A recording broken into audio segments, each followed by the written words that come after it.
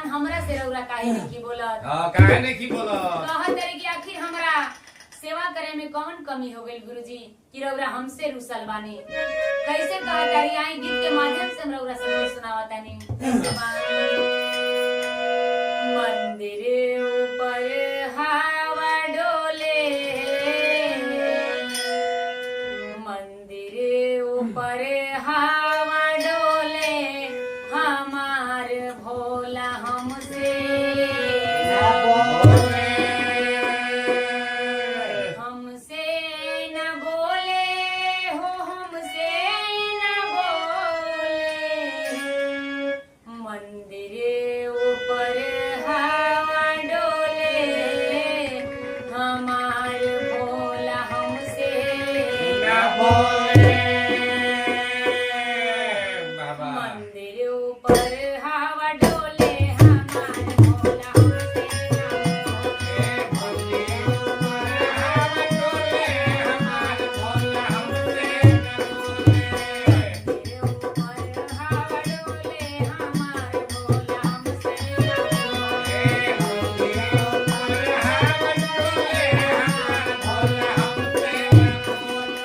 हमसे न बोले हो, हमसे न बोले हो, हमसे न बोले। हमसे न बोले हो, हमसे न बोले हो, हमसे न बोले।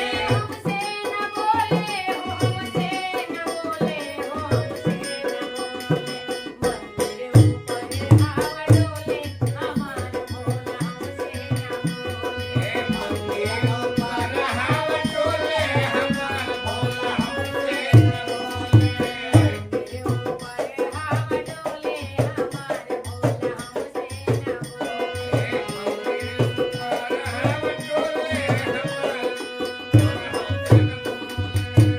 विधि से बोले हो, सीधी से बोले। विधि से बोले हो, सीधी से गणपति से हंस हंस के बोले, गणपति से हंस हंस के बोले, हमार भोला हमसे न बोले।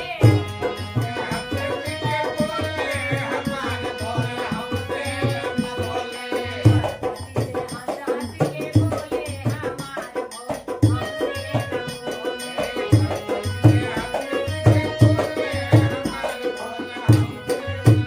मंदिर ऊपर हवा डोले, हमार भोला हमसे न बोले।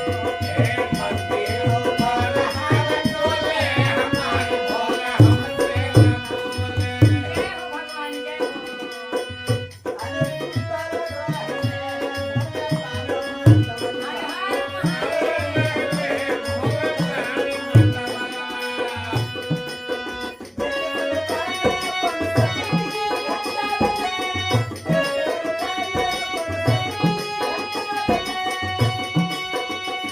हर हर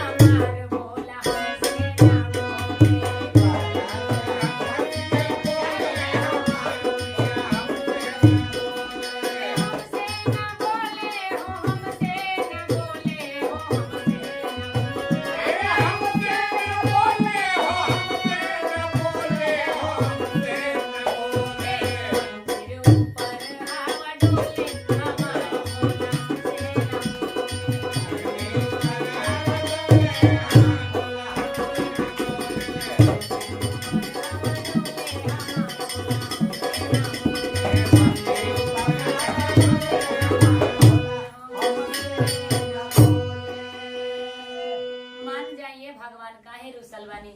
प्रेम से बोल दी शंकर भगवान की